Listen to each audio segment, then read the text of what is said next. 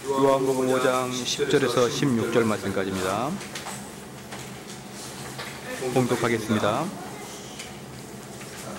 이날은 안식일이니 유대인들이 병 나은 사람들에게 이르되 안식일인데 네가 자리를 들고 나가는 것이 옳지 아니하니라. 대답하되 나를 낫게 한 그가 자리를 들고 걸어가라 하더라 한데 저희가 묻되 너더러 자리를 들고 걸어가라 한 사람이 누구냐 하되 고침을 받은 사람이 그가 누구이신지 알지 못하고 이는 거기 사람이 많으므로 예수께서 이미 피하셨습니다. 그 후에 예수께서 성전에서 그 사람을 만나 이르시되 보라 네가 나았으니 더 심한 것이 생기지 않게 다시는 죄를 범치 말라 하시니 그 사람이 유대인들에게 가서 자기를 고친 이는 예수라 하니라. 그러므로 안식일에 이러한 일을 행하신다 하여 유대인들이 예수를 핍박하게 된지라. 오늘 안식일이라는 제목으로 하나님 말씀 전하겠습니다. 안식일이라는 제목으로 2번을 전하겠습니다. 오늘 안식일의 정신을 말할 것이고 다음에는 안식일이 왜 주일로 변했는지를 말해드리겠습니다. 여기 삼송역 옆에 가면은 고양 중앙교회가 있는데 거기가 제7일 안식일 교회입니다. 그 사람들이 하는 이야기가 뭐냐 그러면 왜 성경에 안식일날 토요일날을 지키기로 했는데 왜 개신교는 주일날 지키느냐 이렇게 해가지고 개신교는 성경적이지 않다라고 이야기하는데 그거에 대해서는 다음에 이야기하게 되고 오늘은 왜 안식일이 어떤 정신을 가지고 있는지를 우리는 좀 살펴보기를 원합니다. 5장 지난번에 설교했던 것 중에 5장 9절에서 보면은 재미나는 게 있습니다. 그 사람이 곧 나아서 자리를 들고 걸어가니라. 이날은 안식일이니. 그러니까 5장에 우리 지난 시간에 했던 걸 잘 기억해 보십시오. 소경과 절뚝발이와 혈기 마린 자들이 누워 있는데 그 사람 중에 누구를 고친 것이죠? 절뚝발이를 고쳤습니다. 38년 된 병자를 고쳤죠. 그런데 그런 하나님의 기적이 일어났음에도 불구하고 그 기적이 다 끝나고 마지막에 독백처럼 암시처럼 어떤 그 소설이나 드라마를 보면은 뭔가 그 다음에 안 좋은 일이 있을 것 같은 그 상황을 딱 독백처럼 한마디 한 게 뭐냐 그러면 여기에 이날은 안식일이니. 그러니까 유대인들은 지금 안진병이가 일어나서 걷는 것은 중요한 게 아닙니다. 제가 이 설교를 하면서 그렇게 말씀했습니다. 소경이나 안진병이는 기도해서 이렇게 날 만한 성격들이 아닌 것입니다. 성경에서 소경과 안진병이들이 일어나고 혈기 마른 자들이 일어나는 것은 어떤 거냐고 제가 말씀을 드렸냐 그러면 하나님의 나라가 임할 때 우리의 그 영적인 소경이 눈을 뜨고 영적인 걸음바리가 이 저름바리가 걷게 되므로 하나님께 나아가고 하나님을 볼 수 있는 것을 상징적으로 복음서에서는 계속적으로 이야기한다 이 말입니다. 그러니까 현대판에 나와서 이걸 그대로 같이 한다고 해서 그게 실효가 있는 것은 사실은 아니라는 것이에요. 그러면 이 예수님께서 이 병 고치는 것들을 딱 보면은 소경과 절뚝발이와 혈기 마른 자, 즉 하나님을 떠나 있는 모든 사람들의 영적 상태가 소경과 절름발이와 혈기 마른 자의 모습인데 이들이 예수님을 그들에게 예수님을 찾아가서 예수님께서 그에게 신적인 것입니다. 완전히 신적인 것이에요. 하나님적인 역사를 일어났다 이 말입니다. 하나님적인 역사를 그 사람들에게 기적을 일으켰는데 그 기적을 보면서 우와 세상에 역사 이래 이런 일이 있었느냐 하고 사람들이 깜짝 놀라지 않고 뭐라 그러냐 그러면 그날은 안식일인데 불길한 징조가 일어나는 것입니다. 그러면 지금 같은 경우는 안식일의 논쟁이 뭘 그렇게 중요하냐고 여길 수 있지만 이 당시의 유대 사회에서는 매우 중요한 이야기인 것입니다. 안식일에 예수님께서 죽은 자를 살리건 소경을 눈을 뜨게 하건 상관없이 안식일에 무슨 일을 했다는 것은 그 당시에 매우 심각한 일인 것입니다. 그래서 오늘은 안식일이냐 주일이냐 이 문제를 오늘부터 2주간 동안 다룰 것입니다. 즉 안식일이냐 주일이냐 이것은 규례냐 은혜냐 이 차이인 것입니다. 안식일은 은혜의 통치를 받느냐 아니면 규례의 통치를 받느냐 이 말입니다. 안식일은 은혜의 통치를 받느냐 아니면 규례의 통치를 받느냐 이 말입니다. 여기 보면 분명히 하나님께서 안식일을 지키라고 명하셨고, 그리고 그 유대인들은 그것을 아주 순수하게 잘 지키고 있었습니다. 우리가 출애굽기 보지 마시고 십계명을 한번 보십시다. 십계명이 사계명이 출애굽기 20장 8절 10절 말씀이 제 사계명인 것입니다. 제가 사계명을 한번 읽어드리겠습니다. 안식일을 기억하여 거룩히 지키라. 엿새 동안은 힘써 내 모든 일을 행할 것이나 제7일은 너희 하나님 여호와의 안식일인즉 너나 네 아들이나 내 딸이나 내 남종이나 여종이나 내 육축이나 내 문 안에 유하는 객이라도 아무 일도 하지 말라. 이는 엿새 동안에 나 여호와가 하늘과 땅과 바다와 그 가운데 모든 것을 만들고 제7일에 쉬었습니다. 그러므로 나 여호와가 안식일을 복되게 하여 그날을 거룩하게 하였느니라. 이게 십계명에 나와 있는 안식일의 이야기인 것입니다. 그래서 이 안식일은 아무것도 일을 하지 말라고 하나님께서 명령하셨기 때문에 유대인들은 이걸 철떡같이 지키고 있습니다. 그럼 안식일에 대한 구약의 가르침을 한번 볼까요? 얼마나 구약이 안식일을 중요히 여겼는지 에레미야서 17장 한번 보겠습니다.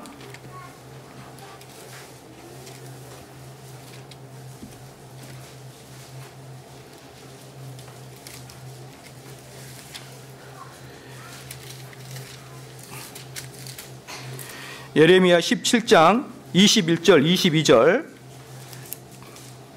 다 같이 한번 읽을까요? 시작.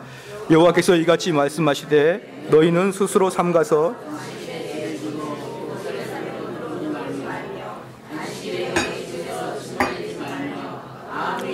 하지 말아서 너희가 열조에게 명한같이 27절 한번 읽겠습니다. 시작. 너희가 나를 청종치 아니하고 안식일을 거룩히 하게 아니며 안식일에 짐을 지고 예루살렘 문으로 돌아오면 내가 성의 불을 놓아 예루살렘 궁전을 삼키게 하리니 그 불이 꺼지지 아니하였다 하시라. 여기서 예레미야가 이야기한 게 뭐냐 그러면 유대 백성들이 포로로 잡혀가게 되고 유대가 멸망하게 된 그 원인 중에 하나도 유대인들이 안식일을 지키지 않았다라고 이야기를 하는 것입니다. 그래서 유대에서는 이 안식일을 지키는 게 얼마나 중요한 것인가를 우리는 알아야 되는 것입니다. 그냥 요즘 같은 개념으로 접근하면 안 되는 것이고 유대의 개념으로 접근해야 되는 것입니다.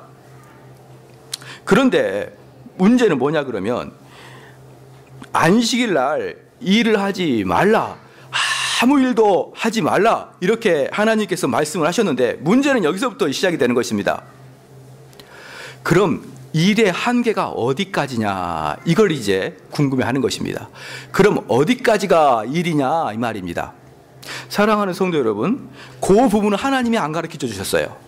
그냥 안식일에는 일을 하지 말라 그랬는데, 그런데 바리새인과 서기관들은 곰곰이 생각해 보니까 그럼 일의 한계를 정해줘야 일을 하든가 말든가 할 게 아니냐, 이렇게 생각합니다. 그래서 서기관들이 하나씩 하나님께서 말씀해 주시지 않는 것들을 자기들의 이제 상상과 추리로 일을 만들기 시작합니다.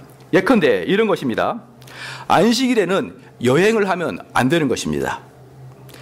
안식일에는 여행을 하면 안 되는데 서기관들이 그러면은 무엇이 여행이고 어디까지 걸어가는 게 여행인가라고 이제 생각한 것입니다. 그래서 만들어놨는데 밑도 끝도 없습니다. 뭐 그 사람들 나름대로 논리가 있었겠죠. 그런데 한 번 걸어갈 때 약 900m를 걸어가게 되면은 그 이후부터는 일이 되기 시작하는 것이에요. 한 번 걸을 때 900m 이상 걸어가면 일이 되는 것입니다. 그러면 어떻게 되느냐? 안식일 날은 하루 최대한 걸어갈 수 있는 거리가 900m까지입니다. 그러면 우리 여기 있는 교인들은 여기 교회에 올 사람이 아무도 없어요. 그럼 어떻게 될까요? 안식일 전날 여기 교회 공사하는 데다가 텐트를 치고 거기에서 주무시는 것입니다. 그렇게 해서 안식일에 자기가 가고 싶은 거리를 갑니다. 또 하나, 만약에 서울에서부터 여기까지 쭉 한 줄로 선으로 쭉 선을 이어놓으면은 그걸 하나라고 봅니다. 그러면 그 선이 닿는 데까지는 자기 집이에요. 그럼 그 선을 잡고 쭉 가다가 여기 계룡 아파트 바로 앞에서 딱 선이 끝납니다. 그럼 거기서부터 여기까지는 마음 놓고 다닐 수가 있는 것입니다. 이런 식으로 규례를 만들어 놓습니다. 또 하나,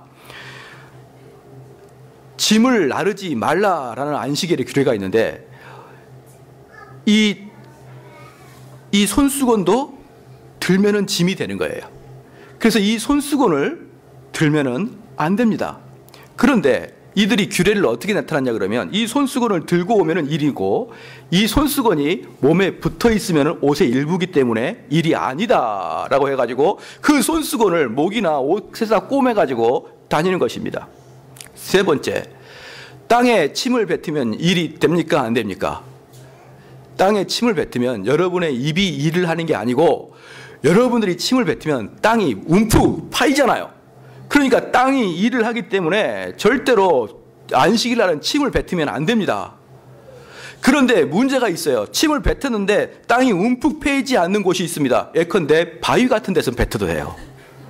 바위 덩어리에서는 뱉어도 되는데 이런 땅에서는 뱉으면 안식일을 어기는 것입니다.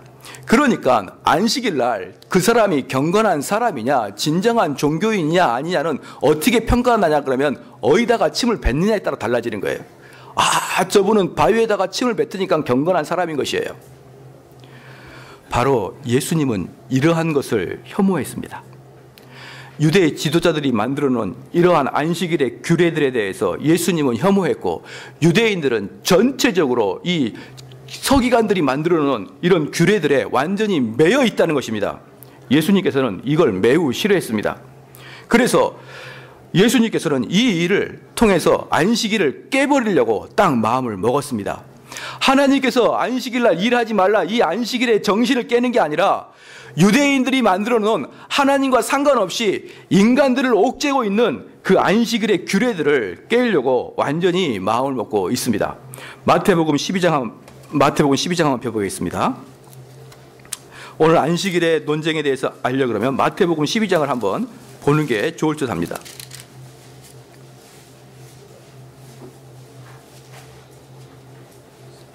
마태복음 12장 3절에서 8절까지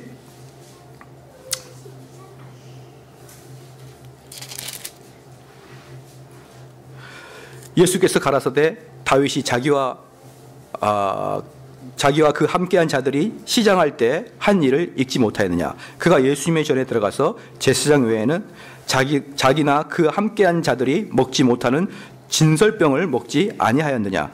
또 안식일에 제사장들이 성전 안에서 안식을 범하여도 죄가 없음을 너희가 율법에서 잊지 못하였느냐. 내가 너희에게 이르노니 성전보다 더 큰 이가 여기 있느니라. 나는 자비를 원하고 제사를 원치 아니하노라. 하신 뜻을 너희가 알았다면 무죄한 자를 죄로 정치 아니하였으리라. 인자는 안식일의 주인이라 하시니라. 이 말이 뭐냐 그러면 이 이야기가 나오게 된 배경은 예수님과 예수님의 제자들이 걸어가실 때 시장하기 시작합니다. 그런데 밭에 갔더니 밀들이 막 있는 것입니다. 그럼 밀들을 비벼 먹었더니 비벼서 먹었습니다.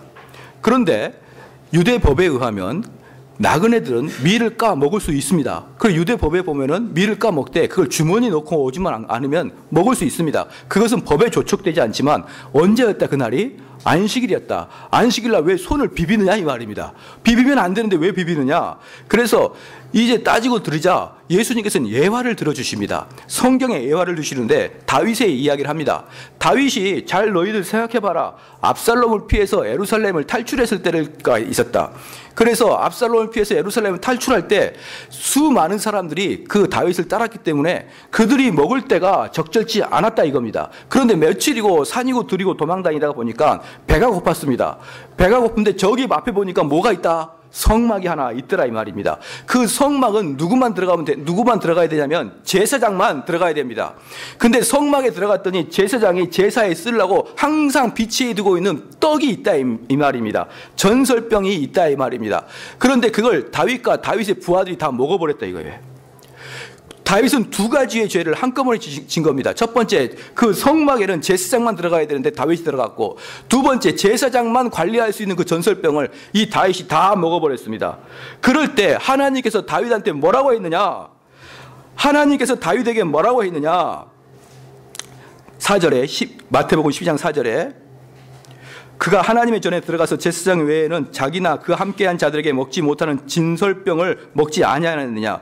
또 안식일에 제사장들이 성전 안에서 안식을 범하여도 죄가 없음을 너희가 율법에서 읽지 못하였느냐. 내가 너에게 이르노니 성전보다 더 큰 이가 여기 있느니라. 7절 다 같이 시작. 나는 자비를 원하고 제사를 원치 아니하노라 하신 뜻을 너희가 알았다면 무죄한 자를 죄로 정치 아니하였느니라. 안식일의 그 근본적인 정신은 뭐냐 그러면, 안식일보다 나는 다윗이 훨씬 중요하다 이겁니다. 우리는 이런 이야기 많이 들어보셨을 것입니다. 우리가 안식일을 지키는 게 아니라 안식일이 우리를 지키는 것이고, 우리가 안식일을 위해 존재하는 게 아니라 안식일이 우리를 위해 존재한다는 것을 알기를 축원합니다. 그래서 하나님이 보시기에는 그런 작은 규례보다, 작은 율법보다 다윗 기름 부은 자가 나한테는 훨씬 소중하다 이겁니다. 그 굶어 죽게 되는 그 다윗과 다윗의 그 따라다니는 사람들이 그 먹을 것이 배고파서 먹었고 못 먹었을 때 그들은 죽게 되는데, 차라리 그렇게 먹어서라도 다윗이 사는 것은 하나님 보시기에 합당하다 이겁니다. 진짜 중요한 것은 뭐냐 그러면, 성막에 제사장만 들어가야 되고 그 진설병을 제사장만 관리해야 되는 것은 당연히 규례에 따라야 되는 것입니다. 그런데 그것보다 더 강력하고 더 중요한 규례는 뭐냐 그러면, 율법은 뭐냐 그러면, 하나님이 기름 부어 사용한 종을 공격하면 안 되는 것입니다. 사랑하는 성도 여러분, 여러 가지 법칙이 있습니다. 법규들이 있고 법이 있습니다. 그런데 그 법에도 경중의 차이가 있습니다. 예컨대 강도짓 하다가 살인을 저지르면 그 사람은 그냥 살인죄로 접어 들어가는 것입니다. 가장 큰 죄로 그 모든 것을 다 커버한다 이 말입니다. 그러면 하나님께서 보시기에 가장 큰 죄는 뭐냐 그러면, 하나님이 기름 부어 사용한 종을 공격하는 것입니다. 이스라엘 사람들 잘 생각해 보십시오.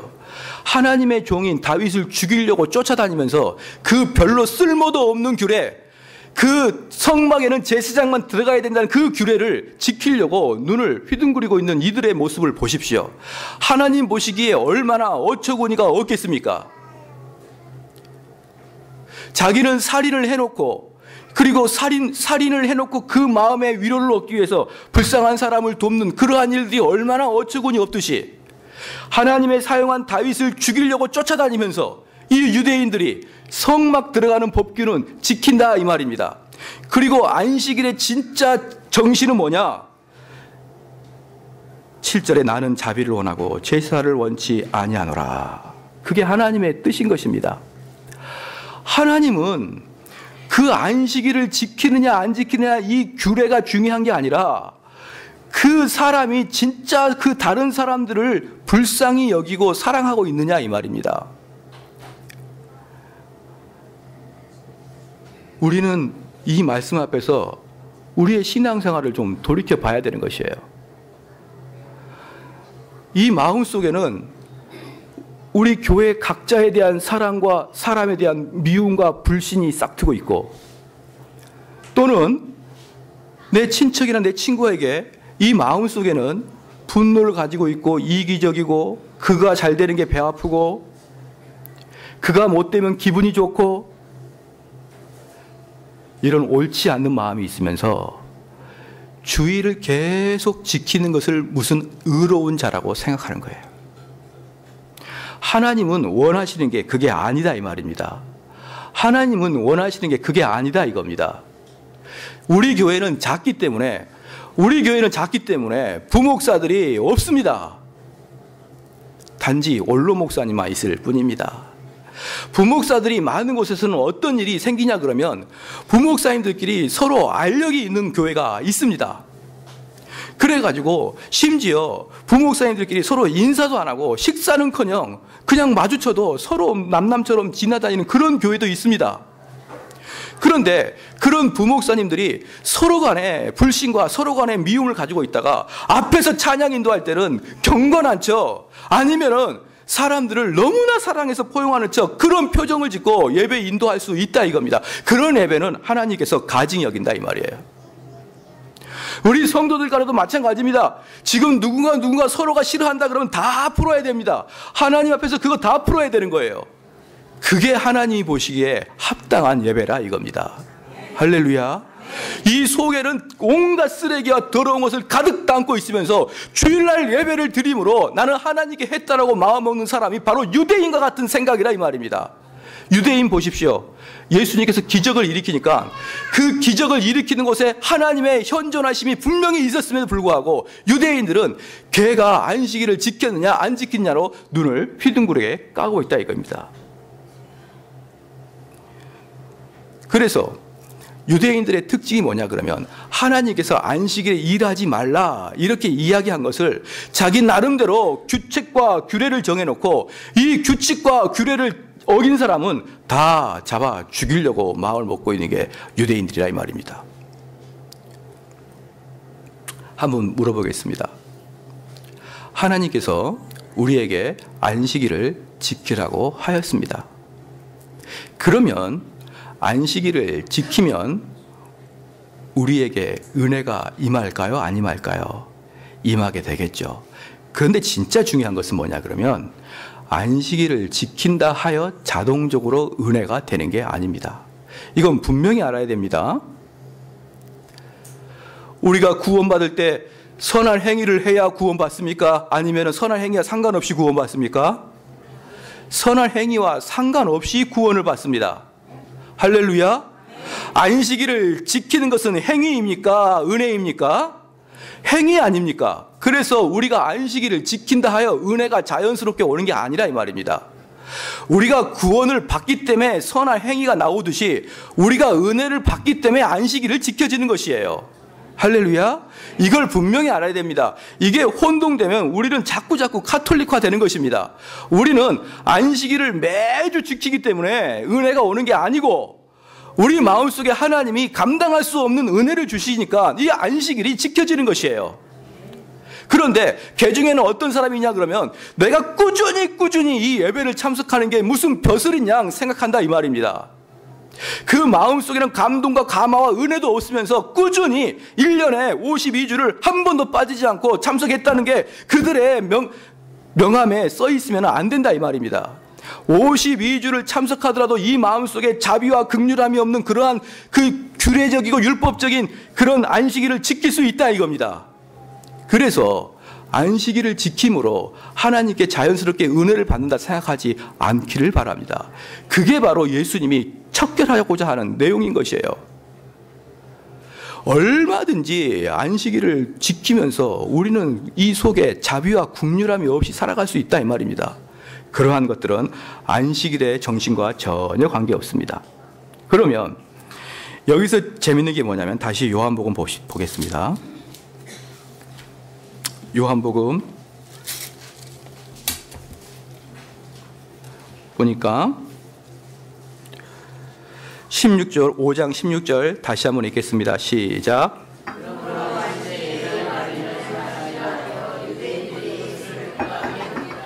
유대인들이 예수님을 핍박하게 된 첫 번째 동기가 예수님이 안식일을 범했다는 것이에요.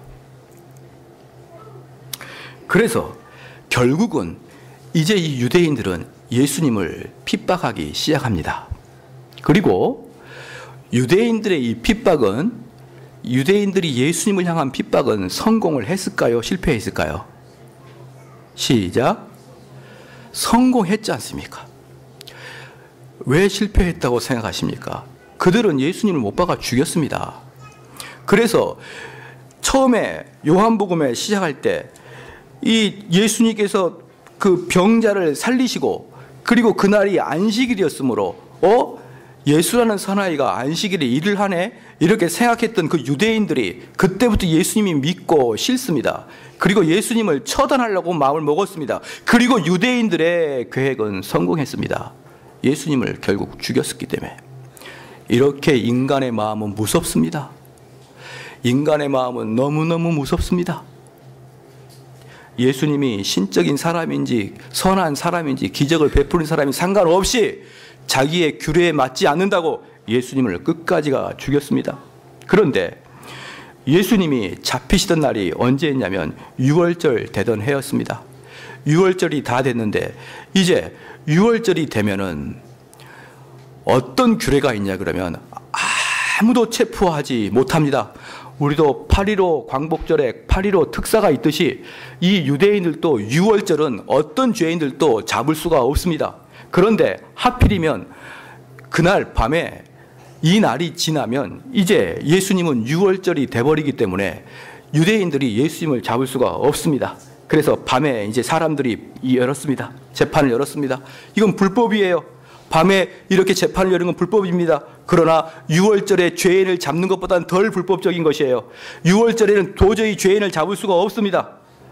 그래서 밤에 재판을 열었습니다. 야, 우리가 예수를 죽이자 이렇게 이미 합의를 했을 것입니다. 그리고 이 밤이 끝나자마자 그때는 언제부터가 6월절이 시작이냐면 유대인들은 정오부터가 딱 시작이거든요. 정오부터가 딱 시작인데 정오가 되기 전에 아침 일찍 애를 빌라도에게 보내자. 그 빌라도에게 보내고 애를 처형을 시키자. 그러면 정오까지 모든 게 끝날 것이다.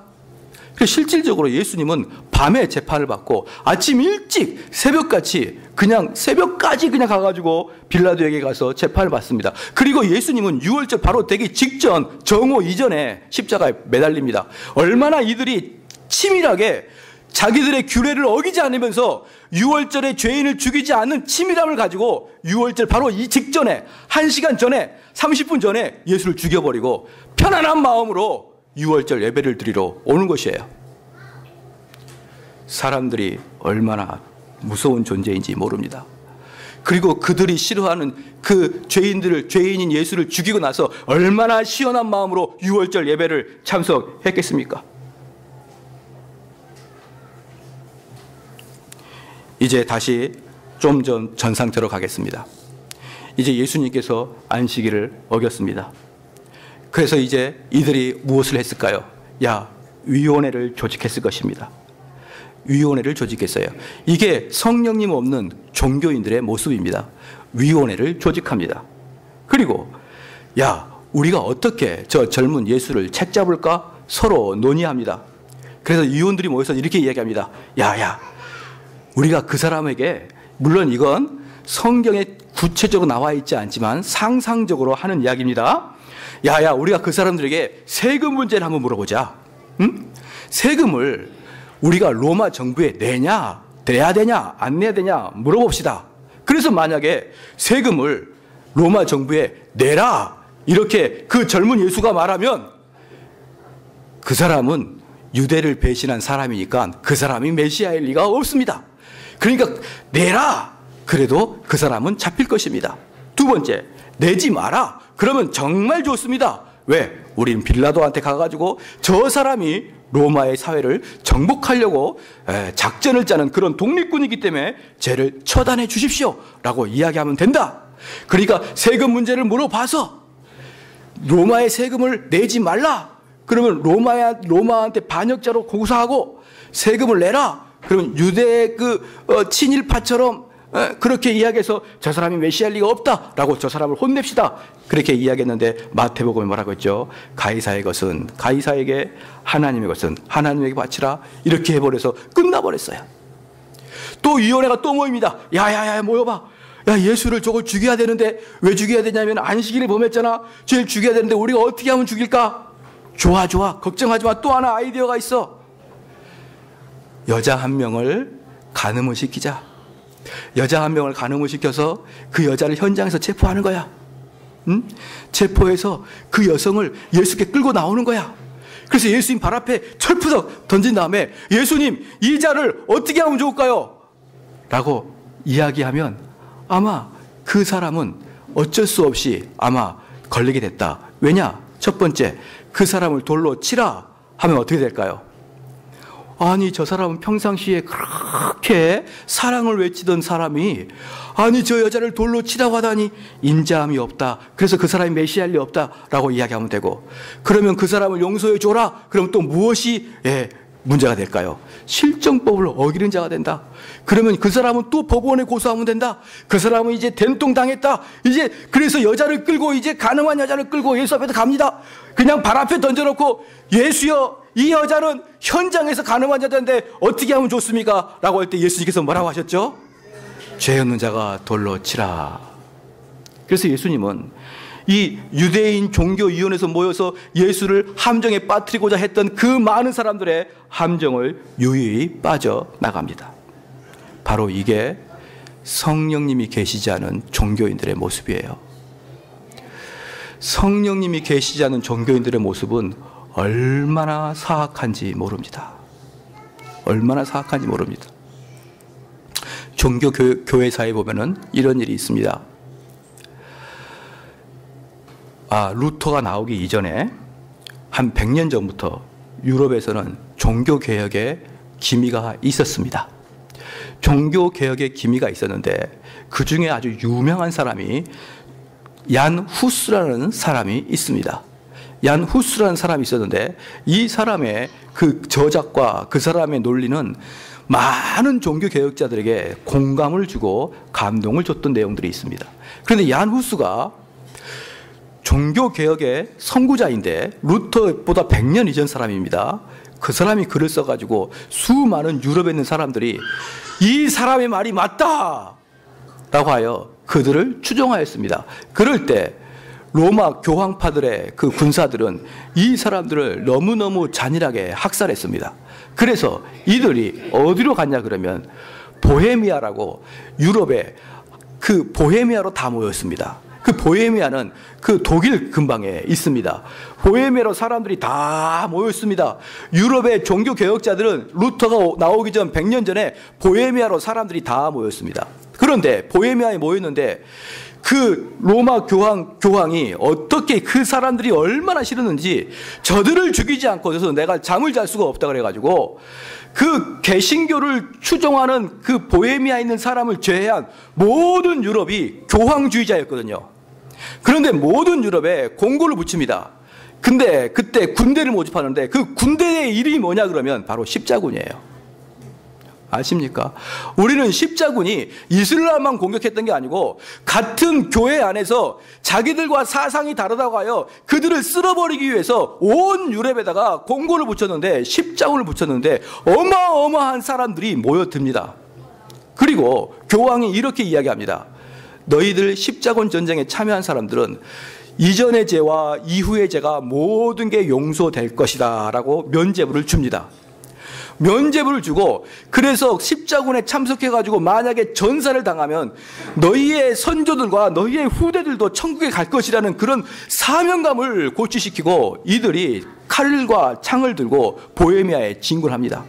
그런데 보헤미아에 있던 사람은 어떤 사람이냐 그러면 단지 종교의 자유를 위해서 모여 있었기 때문에 그들은 전혀 무기가 없었습니다. 그런데 전혀 무기가 없는 일개 농부들이 모여 있는데 여기를 십자군들이 어떻게 했냐 그러면 예수 그리스도의 이름으로 십자가의 이름으로 창과 칼을 들고 처단해 옵니다. 근데 하나님께서 은혜를 주시사 3번의 공격을 무효로 만들어 버립니다.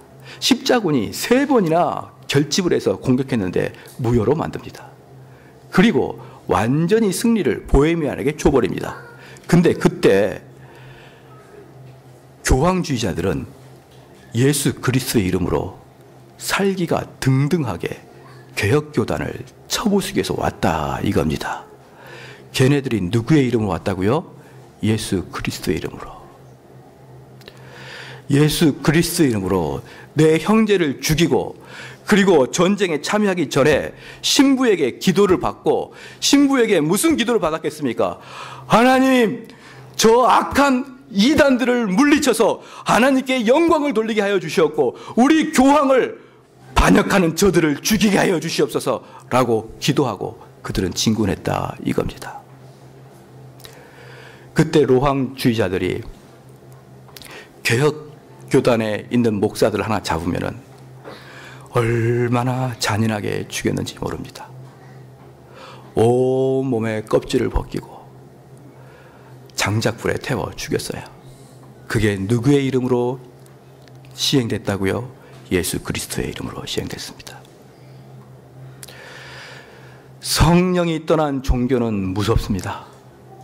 성령이 떠난 예수 그리스도가 아닌 것이에요.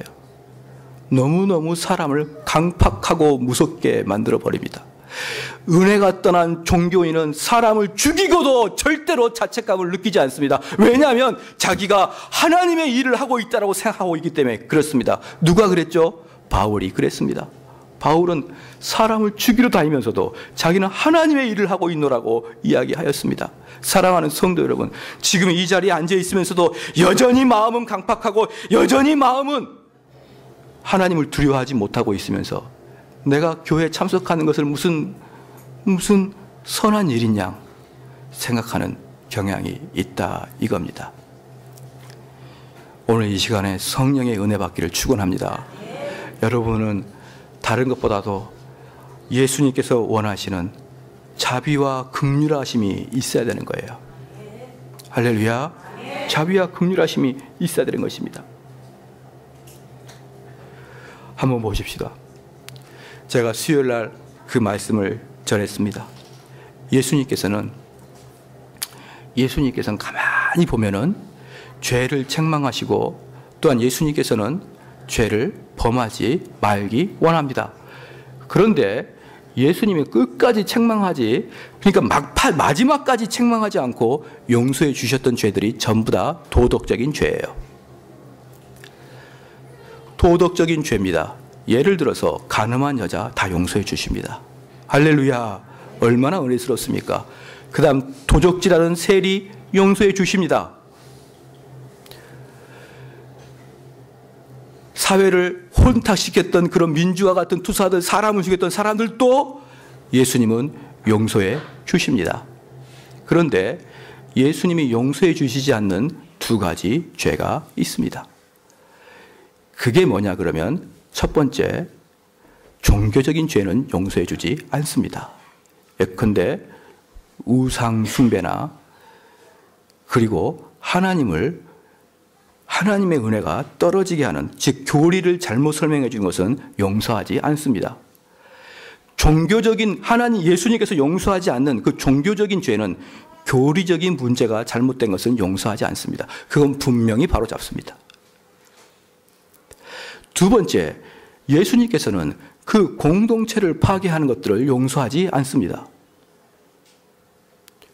그 공동체는 누가 파괴하냐 그러면 공동체 간에 서로 알력이 있어서 서로 간에 분노를 가지고 있고 서로 간에 미워하고 질시하는 그러한 것들은 용서의 대상이 아니 됩니다. 두 개 다 하나님의 몸된 교회를 파헤치는 것입니다. 하나님의 몸된 교회를 두 개로 자르는 것입니다. 이건 예수님께서 분명히 시정을 바로잡습니다.